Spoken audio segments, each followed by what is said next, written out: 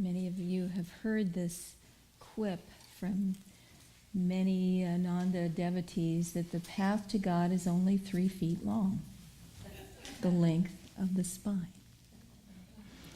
And that's what we have to climb. That 3 feet is the extent of the spiritual path. Doesn't seem like very much, but how long has it taken us to get to where we are? When you think about just today and how many experiences you have had already this morning and throughout this day, how many experiences you will have that will be unique for each one of us. And every day we grow and change and adapt and incorporate what we've learned. Multiply that by all the days of your life, all those unique experiences, and then multiply that by all the lives that you've had. And then think about comparing your experience to my experience. Is it not a miracle that we can even talk together? We're all so different and very much individual. And yet, we are all climbing that 3-foot spine to bring our energies in and up to this point. I read a beautiful quote from Pope Francis, and he said, "To be saints is not the privilege of a few, it is the vocation of everyone." Isn't that beautiful? Fundamentalists, Muslims, Christians of all denominations, yogis, everybody in the world, there are people who go, "Oh, Pope Francis, what a relief. What a joy. What a great soul." Why is that? Because he's speaking universal truths. Every little religion, people are going, "Oh, that's the truth. I feel that in my religion," because even though religious diversity is as vast as the number of people, really, everyone has their own religion, in a sense. But that religious diversity is so great, and yet the truth is simple. The truth is one. And Pope Francis, God bless him, becoming a saint is the vocation of each and every one of us. That's what we need to do. And how do we do it? No matter where we are on this spectrum, how do we do it? Swami Kriyananda, in a very interesting passage, talks about relaxation. He talks about the essence of yoga being a process of relaxing more and more deeply. He says that energy that is bound up cannot soar in divine heights. It's very simple. We have to release that energy. So we think of it not just as relaxation of the body, but relaxation away from, first of all, attachments. Think of how much energy is bound up in my house, my family, my cat, my car, my possessions, my new refrigerator. All these things are so important. Think in terms of how much energy that is. I'm feeling the heart because that's where the attachment lies. It's all those little strings in the heart. Think about releasing that energy. how free you would be. And then Swami talks about releasing the energy away from, what is this next part of the quote here?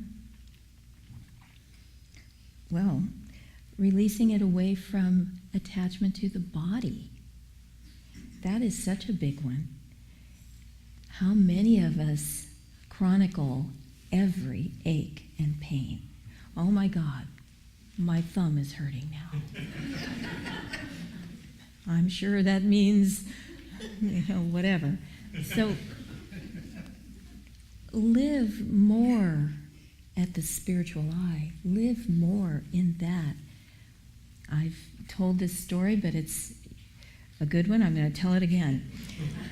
Master was helping to move a very heavy concrete and stone wishing well at Mount Washington, and with many people, and it slipped and crushed his foot.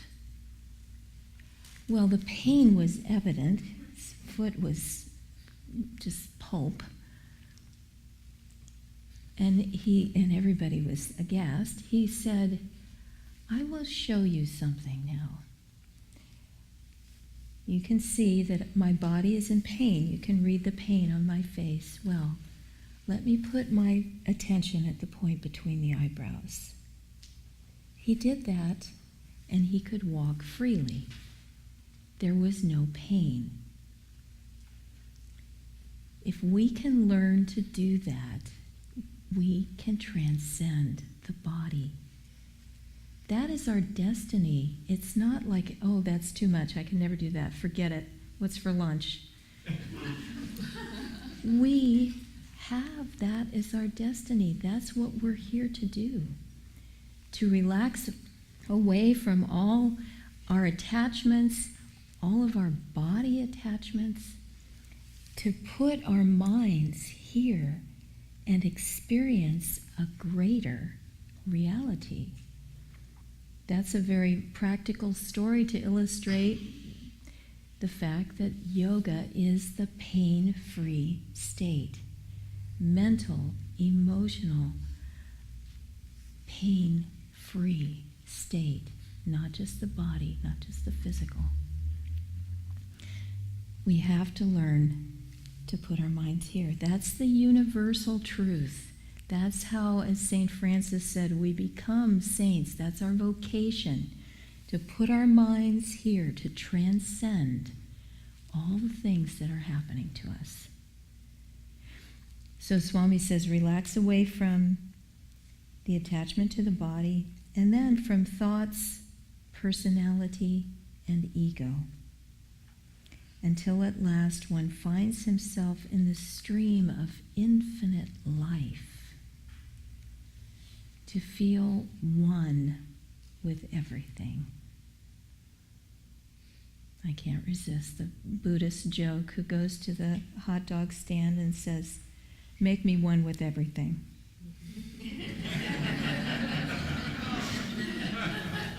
Maybe that's the one thing you'll remember from this talk today.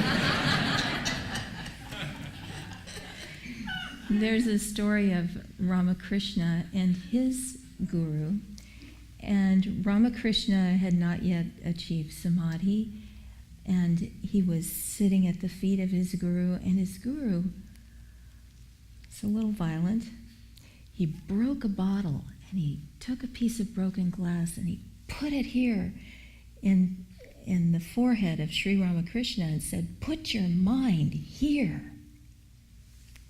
And he went into samadhi. In a less violent way, later Ramakrishna went into samadhi looking up at the sky, and there was a flock of very white birds against the very blue sky, and he went into samadhi. The next time you are walking at the river and you see a flock of birds, go into samadhi. That is our destiny. That's what we were made for. And so as we go through this life, Surrender everything to God. Give your heart to God. That's what he really wants. It's the only thing in the whole of creation that he wants is your heart, your love. We were walking yesterday by the river, as it happens. We didn't go into Samadhi, darn it, but we were walking 108 miles for the Joyathon that's coming up on October 10th. And so every day we get our 5 or 6 miles in. And yesterday was so particularly beautiful. There was just a sky full of heavenly clouds. And there was one cloud that was long and thin and tapered and feathered. And it really looked like a white feather in the sky. I even took a picture of it. And it reminded me so much of St. Hildegard von Bingen, who wrote such beautiful music. And she was a very great woman saint many centuries ago. And she thought of herself as a feather on the breath of God,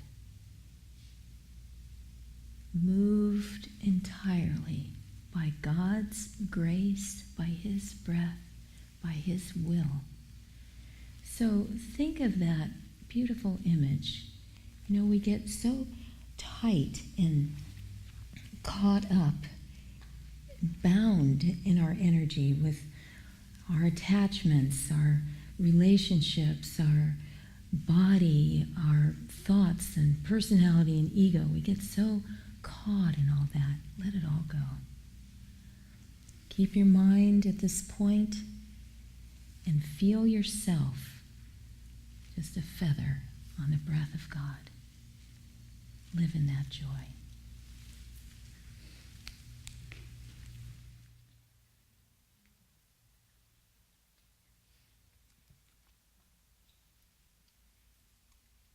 Nirmala was asking the question, how do we follow this path, this little short 3-foot path that seems to take us many lifetimes to go through?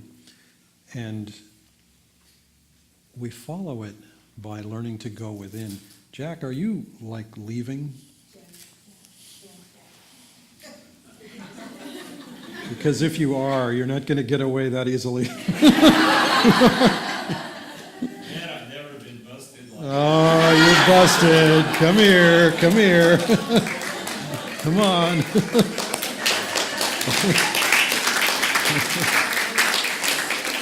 All the way, all the way, all the way.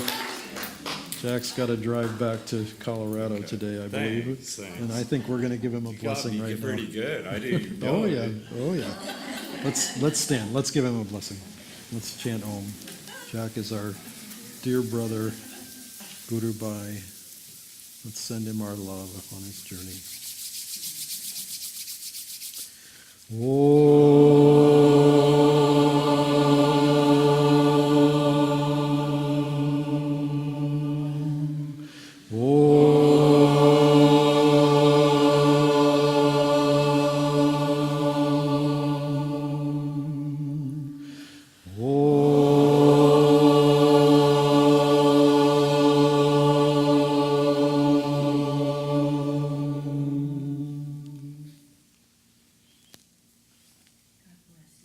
Safe travels.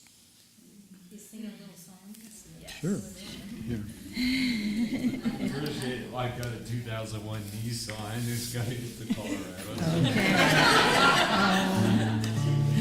Pray for the Nissan, too.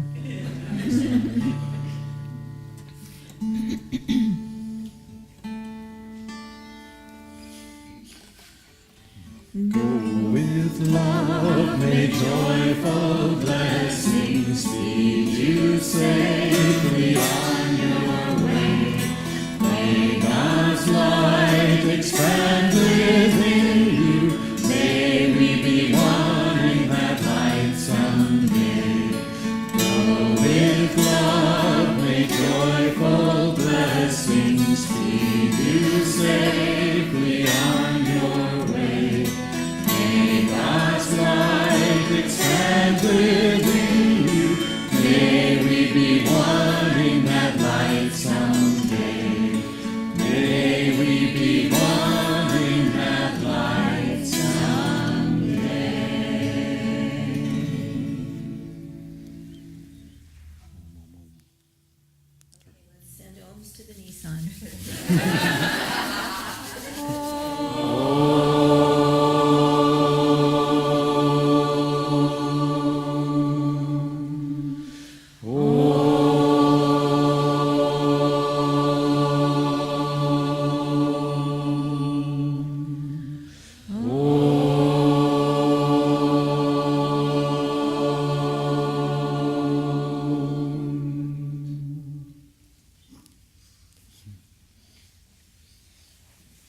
Drive safe, Jack.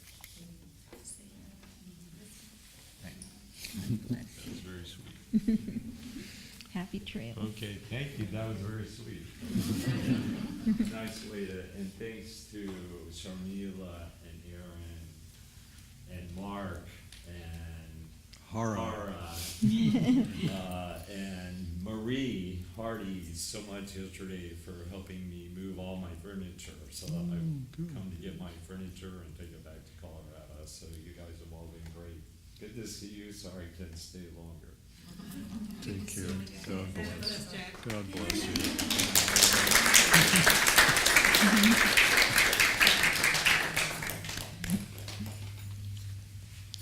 Many are the pathways to truth, and I think they include Highway 50 or Highway 80, whichever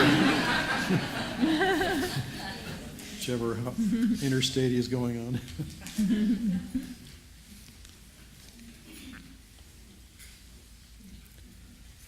There's the question I was starting to ask Nirmala was posing the question, how do we go within? How do we walk this path? And yesterday I encountered a little quotation. This is Yogi Bhajan speaking. And he said, "Go within, otherwise you'll have to go without." You know, there's a lot of truth in that. You know, in this whole world, if you look around and you think, if you just are walking in a city somewhere and look around at who's walking by, there's just or as Nirmala was doing, if you think of this, take the exercise of your day to day, or take the exercise of many of the days in your life, or all the days in your life, and you think, okay, so if you take the proportion, how much of my day or how much of my committed energy is energy to explore within versus how much of it is committed out in the drama, out in the world, out in the commotion? Whoa, you know, it's a little frightening. It can be a little frightening. And it's not to say that we shouldn't be involved in the world. We need to be. We're here. We're walking around in bodies. As has been well said, we are souls having a human experience. You know, we're souls that wear a body, not bodies that also have a soul sort of stuck on somewhere. I remember asking my parents as a child, I think I sort of had a radar for inconvenient questions. And one of my many inconvenient questions was, where is the soul? You know, kneecap, elbow, you know, teeth. I mean, whatever. Where is it? I didn't know. I mean, seemed like a fair question to me. I wasn't real satisfied with the answer. The answer was wherever you want it to be. It's like, well, now, come on. You know, so it's okay in my toenail where, you know, somebody, I mean, and yet, this is the interesting thing. There is, in the reading today, many are the pathways to truth. It's very easy. See, once we have a deep experience, once we have a divine experience, there's this tendency to say, everybody should have this. And then often the next step is a sort of a logical one. Well, this is the pathway that I took to get to this experience. Therefore, everybody else should follow exactly those steps to get to have that same experience. And there is a certain scientific logic to this. You know, an experiment has to be able to be duplicated. It has to be able to be replicated by other scientists. Otherwise, it is not considered a valid experiment. Some of you may remember back in the 80s or early 90s, there was a huge kerfuffle in the scientific community because someone demonstrated cold fusion, apparently, and yet nobody could replicate the thing. Or a few people seemed to have replicated it, but then nobody could quite figure out. And anyway, cold fusion, by the way, is the power that runs the sun, that gives us the light that comes from the sun. That's fusion. That's nuclear fusion. That's hydrogen atoms being fused together and becoming helium, if I'm not mistaken. Is that right? Anybody want to correct me? Okay. Anyway, releasing a gazillion ergs of energy all the time. Well, somebody figured out how to do that in a jar on a laboratory table, on a laboratory desk, and seemingly figured it out, seemingly was getting more energy out of this thing than was being put into it, and nobody could explain why, and et cetera, et cetera. Well, so we have to be able to replicate the experiments in a scientific way. Yoga is the same way. Yoga says if you follow certain steps, you'll achieve certain results. And yet it's human experience, and this is where science kind of falls down, because science wants to say, well, we have to take all the human elements out of this. Well, we're human beings, and we're all going to approach it differently, and yet certain universal steps along the way are there. The pathways are many, and yet in a sense the path is one. The path is from relative ignorance to enlightenment. How we go about that, or you could say the path is from the bottom of the mountain to the top of the mountain. How we get from the bottom of the mountain to the top of the mountain, that is our choice. We follow that path according to the way that we can climb, according to the way that we are inclined to go. But getting from point A to point B is the journey, and there's no other way around that.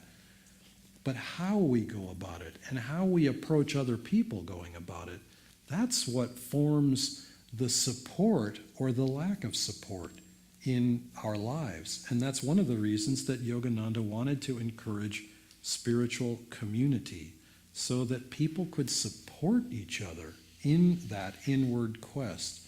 In the Festival of Light that we do at the end of the service each Sunday are the words Christ is saying to Babaji, the lights on the high altar of my church have been growing dim, still lit on lower altars of good works.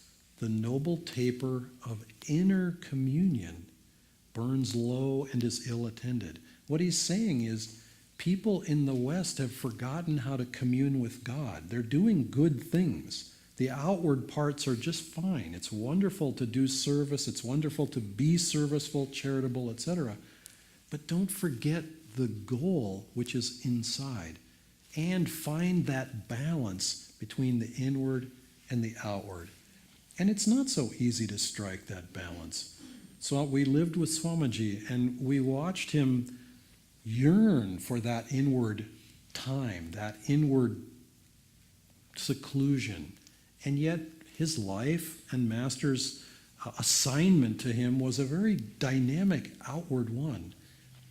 Master gave him the job. He said, your work is intense activity and meditation. And he put it in that order. And to some degree, we kind of inherit that. We're at the beginning of this movement. We're at the beginning of Dwapara Yuga. There's a lot that needs to be done outwardly to sort of release us from the forms of Kali Yuga, from the rigidity of spiritually, in religious terms, churchianity was one way that Yogananda put it, my way or the highway. It's you got to do it my way or it's all wrong. Yeah, you're never going to get there. And yet we look around us and we see a world that is trying to increase tolerance, trying to increase appreciation. I've been very inspired by the work that Bhavani is doing in this regard. We went to, I mentioned last week, I think, or the week before, that we went to an interfaith gathering here in Sacramento. And it's so, so important in all the different religious expressions. And here we are. We might as well call Coloma Road Church Street, because everywhere you go, there's another church along the street. And every one of them has a different spiritual emphasis and a different spiritual expression. And the people who go there obviously must find some kind of fulfillment, some kind of special appreciation for the spiritual life. And that's beautiful. That's as it should be. And Bhavani's going to be addressing, how do you call it, the Parliament of World Religions, which I think we attended one of those in India when we lived in India also, and Swamiji has addressed those, and Master as well. There's an urgent need to create harmony among the spiritual expressions, because God is the essence of all harmony, the Om that rings through the universe. When we chant Om, we're trying to attune ourselves to the vibration that creates the whole universe. Whoa, we're getting kind of boomy there. Thank you. And that vibration is underneath every spiritual expression. Another way of saying that is that it's within every person. Every person's approach. I loved how Swamiji said, or perhaps he was quoting Master saying, there are as many kinds of Christianity as there are Christians, because each one will worship Christ, will find his or her own expression of that devotion their own way. That's as it should be. So all of us follow that path with joy, with wisdom, with whatever our own nature, but follow it in our own way, with our own emphasis. There's a beautiful chapter in Swamiji's book, The Path, now called The New Path. And the title of the chapter is True Teaching is Individual. It doesn't mean that the guru is going to go to one disciple and say, all this stuff about peace and divine love, that's all nonsense. It's hate and it's, horror. That's what you really got to focus on. No, he's going to emphasize the aspects of the path that will help that disciple. And if it's not, perhaps for one disciple, service is more important than meditation, as perhaps in the case of Swamiji, because Master really saw for him he needed to serve in a very particular way. It didn't mean that meditation wasn't also important. Swamiji himself described how Master had given him the task. He said, develop devotion, get devotion. So Swamiji started chanting. Well, not very long after, Master also gave him the job of writing magazine articles. He had to use his mind. And he didn't want to. And he tried to get other people to write the articles, and some of them were willing and some of them weren't willing, and he was a little frustrated with this. And it finally dawned on him sometime years later. Master wasn't saying, ignore your intellect, become stupid in your effort to develop devotion. So, like this little reading from the beginning of the path, at the beginning of the reading today. If you had seen that movie, you wouldn't have even liked this movie. Well, nonsense. You can appreciate the expression of each one. And Swami had to keep his intellect. He wasn't supposed to ignore it or get rid of it, but develop devotion to balance that intellect. And all of us, in one way or another, have to find that balance. And that is our journey. And that journey is more within than without. And since we are so engaged in the world, we have to spend a little more effort and a little more energy within. If we were all spending our days in caves alone, then perhaps we would have to spend a little more time serving and without. But take time every day. Don't let a day go by where you don't spend some of that day focused on the divine light inside of yourself. Every Sunday we do the purification ceremony, and we have a fire ceremony here. And that fire represents this fire, this light within us. Focus on this light and draw from it the grace to express in your unique way, whatever service, whatever task, whatever responsibility God has given you in the world. You can draw very, very deeply from that. And we can make, as the song that we sang a few minutes ago, A New Tomorrow, as that song says, all of us together can create a better land, can create a better world. There is no limit to how much better we can create this world. We have to do it together, but most importantly, we have to do it with God and with the awareness of God's presence within us, each of us uniquely and all of us together. Namaste.